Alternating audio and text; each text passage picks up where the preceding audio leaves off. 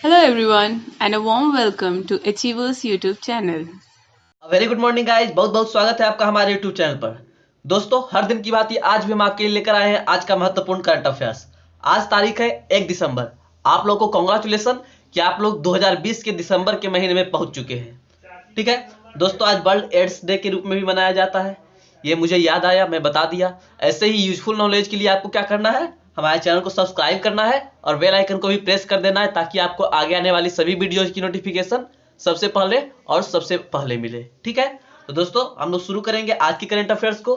आज के current affairs को डिस्कस करने में मैं आपके कीमती समय का मात्र 15 मिनट लूंगा। ठीक है, तो चलिए हम लोग बढ़ते हैं आज के पहले प्रश्न की ओर। भारत के विदेश मंत्री डॉक्टर एस जयशंकर इस समय 3 देशों की यात्रा पर हैं। निम्नलिखित में से कौन सा देश उनकी इस विदेशी यात्रा का हिस्सा नहीं है? तो भारत के विदेश मंत्री, आप लोग इनका नाम अवश्य जानते होंगे। जी हाँ, एस जयशंकर है। ये अभी 3 देशों की यात्रा पर विदेश घूम रहे हैं, जिसमें से बहरीन, सेशल्स और संयुक्त अरब अमीरात है, जिसमें ये घूमने गए हैं। लेकिन सऊदी अरब में ये फिलहाल घूमने गए नहीं हैं, तो इसलिए इस प्रश्न का उत्तर सऊदी अरब होगा, अर्थात ऑप्शन ए। ओके, अब हम लोग आज के दूसरे प्रश्न को देखेंगे कि इनमें से कौन सा देश वर्ष 2020 के लिए फीफा की फाइनल रैंकिंग लिस्ट में सबसे ऊपर है? अभी हाल फिलहाल में फीफा की फाइनल लिस्ट की रैंकिंग आई थी, मतलब फाइनल रैंकिंग की लिस्ट आई थी। कब? 1-2 दिन पहले आई थी। ठीक है, तो ये चूंकि नवंबर में आ गई तो दिसंबर के लिए थी, तो यह इस साल की फाइनल रैंकिंग थी। तो इसमें बेल्जियम टॉप पर था। ठीक है, इसमें बेल्जियम टॉप पर था। और भारत की रैंकिंग पूछिए ही मत, आपको जानना नहीं है। ठीक है, बस इतना ही जानना था इस दूसरे प्रश्न में। और तीसरे प्रश्न को देखेंगे कि क्रिकेट में सबसे तेजी से 22,000 रन बनाने वाले पहले बल्लेबाज कौन बने हैं? तो none other than Virat Kohli. Virat Kohli cricket में सबसे तेजी से 22,000 रन बनाने वाले बल्लेबाज बने हैं। इसके पहले सचिन तेंदुलकर ने भी यह कारनामा किया था। ठीक है, और 1-2 क्रिकेटर है, उन्होंने भी यह कारनामा किया था। लेकिन सबसे कम पारी में विराट कोहली ने 22,000 रन बनाया है। इन्होंने सचिन तेंदुलकर का रिकॉर्ड तोड़ा है। ठीक है, 490 पारी से अधिक सचिन तेंदुलकर लिए थे, लेकिन ये विराट कोहली साहब सिर्फ 460 पारी के आसपास इन्होंने 22,000 रन बना दिया है। ठीक है, हाल ही में 30 नवंबर को गुरु नानक देव की जयंती मनाई गई। यह उनकी कौन सी जयंती थी? यह आपका अगला प्रश्न है। दोस्तों, यह प्रश्न CHSL 2020 में भी पूछा है। प्रश्न पूछा था गुरु नानक देव की जयंती, जिसे गुरु पूर्णिमा कहते हैं, वो कब मनाया जाता है, किस पूर्णिमा पर मनाया जाता है? कार्तिक पूर्णिमा पर मनाया जाता है। तो ये ध्यान रखिएगा आप लोग, जो गुरु नानक देव की जयंती है यह कार्तिक के पूर्णिमा पर मनाया जाता है। ठीक है, और यह इस साल उनकी 551वीं वर्षगांठ थी। ठीक है, याद रखिएगा ना। हाँ, बहुत ही महत्वपूर्ण है, आप याद रखिएगा। और बाकी सिखों के देव गुरु नानक देव को कौन नहीं जानता होगा? तो इनके बारे में आपको पता होगा, अवश्य पता होगा। चलिए अब पांचवें प्रश्न को देखेंगे कि प्रधानमंत्री नरेंद्र मोदी ने विश्व प्रसिद्ध देव दीपावली उत्सव में भाग लिए हैं। यह किस शहर में मनाया जाता है? देखिए, यह जो देव दीपावली उत्सव है यह किस शहर में मनाया जाता है, इससे पहले ये आप लोग जानिए, यह जो है बहुत ही बढ़िया फेस्टिवल है। बहुत बढ़िया क्या है, पूरे विश्व में प्रसिद्ध है। यह कार्यक्रम जो है 5 दिनों तक चलता है। और कहाँ चलता है? वाराणसी में चलता है। ये सब कार्तिक पूर्णिमा के अवसर पर, चूंकि कार्तिक जो है हिंदुओं का बहुत ही पवित्र त्योहार है। सॉरी, पवित्र त्योहार नहीं, पवित्र महीना है। तो इसलिए कार्तिक महीने के पूर्णिमा के अवसर पर तरह तरह के कार्यक्रम चलाए जाते हैं, जिसमें से एक देव दीपावली उत्सव है, जो कि वाराणसी में चलाया जाता है और यह पूरे विश्व में फेमस है। ठीक है, तो इतना बात है, आपको याद रखना है। कैम्ब्रिज डिक्शनरी द्वारा बर्ड ऑफ द ईयर 2020 से किसे नामित किया गया है? देखिए, बहुत सारी डिक्शनरी है जो हर साल अपना बर्ड ऑफ द ईयर निकालते हैं। जैसे देखिए, ऑक्सफोर्ड भी कुछ दिन में बर्ड ऑफ द ईयर निकालेगी, अपना अभी निकाली नहीं है। तो कैम्ब्रिज डिक्शनरी के द्वारा इस बार जो बर्ड ऑफ द ईयर चुना गया है, क्वारंटाइन को चुना गया है। क्योंकि आप लोग में से बहुत लोग क्वारंटाइन भी हुए होंगे कोरोना के डर से। बहुत सारे कोरोना पीड़ित होकर भी क्वारंटाइन हुए होंगे। ठीक है, तो सब बढ़िया है, कोई दिक्कत नहीं है, सब ठीक हो जाइएगा।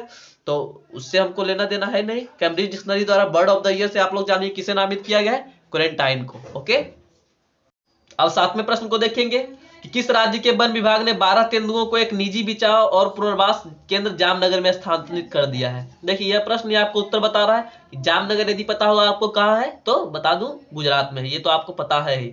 नहीं पता है तो प्रश्न को समझिए कि 12 तेंदुओं को निजी बचाव के लिए जामनगर पुनर्वास केंद्र में स्थानांतरण किया है। ठीक है, क्योंकि पहले जहां भी था वहां इसको दिक्कत हो रही थी, वहां शायद इसको शिकारी खोज रहे थे, इसलिए इसे बचाव के लिए जामनगर के पुनर्वास केंद्र में क्या किया? हटा दिया, स्थानांतरित कर दिया। ओके, तो जामनगर कहाँ है? गुजरात में है। ठीक है, गुजरात के बारे में जानिए। इसका कैपिटल कहाँ है? गांधीनगर है। लार्जेस्ट सिटी अहमदाबाद है। मोटेरा स्टेडियम अहमदाबाद में ही है। इसका जो हाई कोर्ट है वो अहमदाबाद में ही है। गवर्नर आचार्य देवव्रत जी है, चीफ मिनिस्टर विजय रूपाणी जी है, विधानसभा में 182 सीट है, राज्यसभा 11, लोकसभा 26, हाईकोर्ट गुजरात हाईकोर्ट अहमदाबाद है, ये तो मैं अभी बताया। एरिया वाइज रैंक 5th है, पॉपुलेशन वाइज रैंक 9th है। ठीक है, अब जो कुछ नेशनल पार्क है आपके लिए बहुत ही महत्वपूर्ण है, ब्लैकबक नेशनल पार्क, गिर forest national park, gulf of Kutch park और वांसदा नेशनल पार्क। ठीक है, बाकी इसकी रैंकिंग देखिए गुजरात की सबसे इधर पश्चिम में है।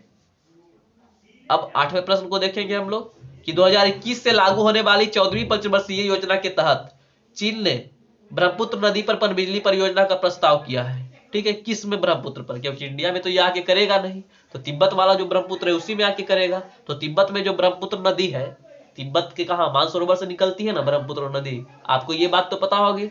ये अब बोला है कि हम ब्रह्मपुत्र नदी पर क्या करेंगे, बांध बना लेंगे, जो डाउन स्ट्रीम उसका है ना उस पर हम बांध बना लेंगे। देखिए आगे आने वाले दिन में इससे दिक्कत इंडिया को भी होने वाला है। इंडिया को कैसे होगा? पानी को तो पूरा रोकेगा नहीं, दिक्कत होगा कि जब पानी वो छोड़ेगा तब दिक्कत होगा। अरुणाचल प्रदेश जैसे सीमावर्ती इलाकों में दिक्कत होने वाली है, क्योंकि यह ज्यादा मात्रा में जब पानी छोड़ेगा तो उधर बाढ़ की संभावना हो सकती है।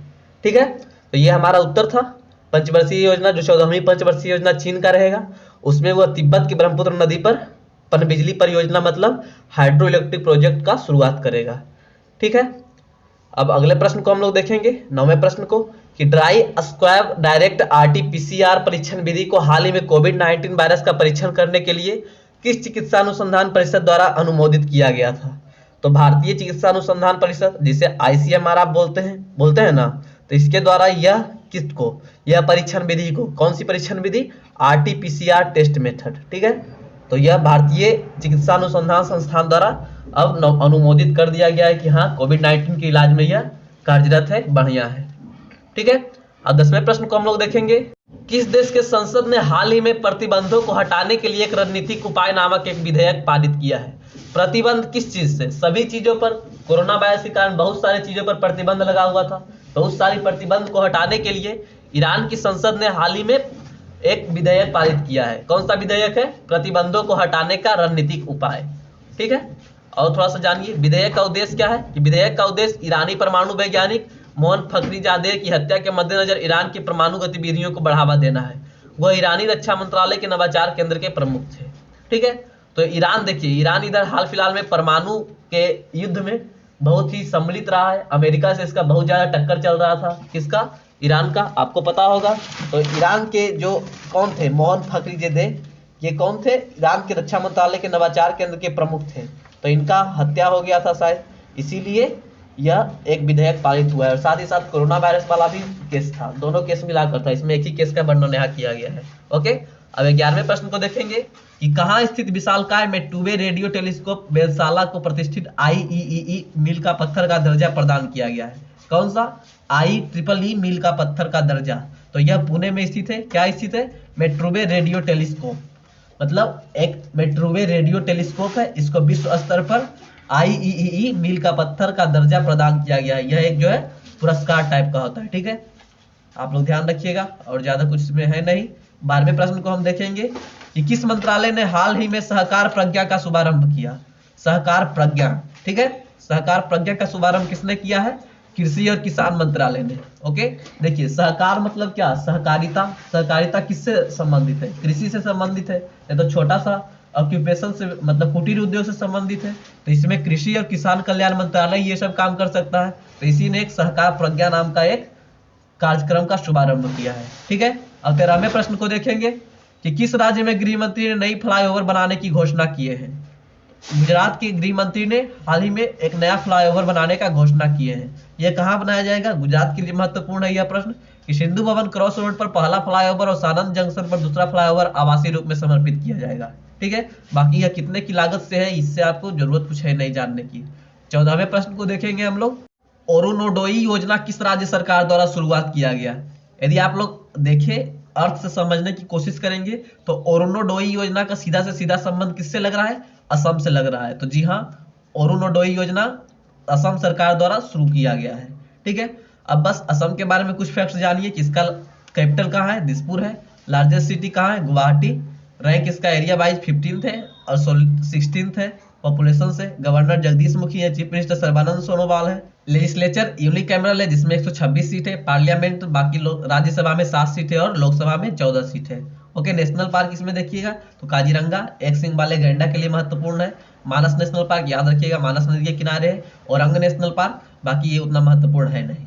ठीक है, बाकी इसकी लोकेशन आप लोग देख सकते हैं किसकी, असम की अरुणोदय योजना के कारण यह चर्चा में है।